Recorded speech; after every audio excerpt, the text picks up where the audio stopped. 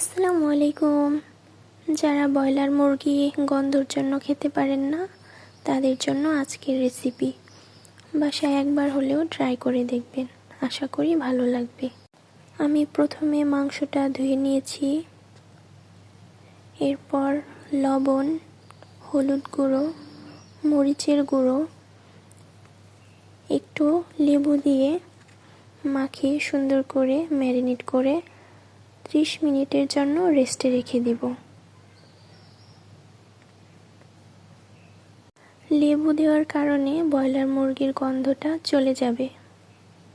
এরপর কড়াইতে তেল নিয়ে নিয়েছি এবং পেঁয়াজ কুচি নিয়েছি। পেঁয়াজটা একটু বেশি করে নেবেন।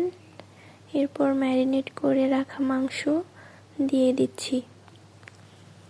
এরপর ম্যারিনেট করা মাংসটা পেঁয়াজের সাথে ভালোভাবে ভেজে নিব। পেঁয়াজের সাথে ভাজলে খেতে বেশ ভালো লাগে। আলাদা করে না ভেজে পেঁয়াজের সাথে ভাজলে ভালো হয়। এরপর আমি মাংসগুলোকে তুলে রাখব।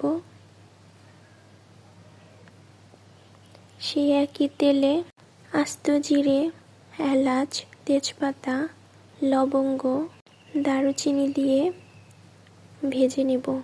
এরপর আদা রসুন বাটা দিয়ে আরও একটু ভেজে নেব। এরপর হলুদ গুঁড়ো, ধনিয়া গুঁড়ো, লবণ, মরিচের গুঁড়ো এগুলো দিয়ে এখন আরও কিছুক্ষণ ভেজে নেব। আমি এখানে পানি ছাড়া ভেজে নিচ্ছি, তাহলে কালারটা সুন্দর আসবে এবং খেতেও বেশ ভালো লাগবে। এরপর আমি পানি দিয়ে কিছুক্ষণ কষিয়ে নেব। কষানো হয়ে গেলে উপরে এরকম তেল ভেসে উঠবে, তখন আমি ভেজে রাখা মাংসগুলো দিয়ে দিব।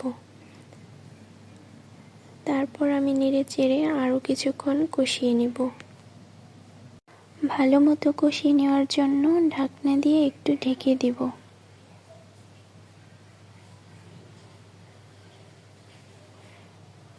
কষানো হয়ে গেলে তেলটা ভেসে উঠবে।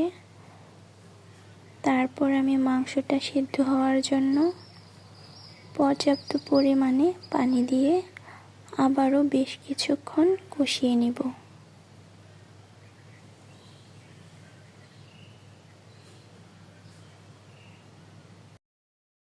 তারপর আস্ত কিছু কাঁচামরিচ দিয়ে নেব, সুন্দর একটা ঘ্রাণ আসার জন্য।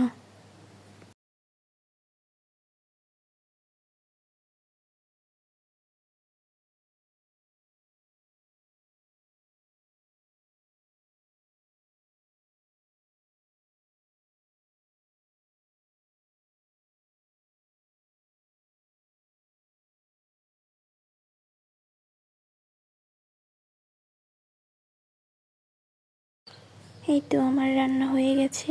ভালো লাগলে লাইক, কমেন্ট, শেয়ার করবেন এবং আমার পেজটা ফলো করে রাখবেন। ধন্যবাদ সবাইকে।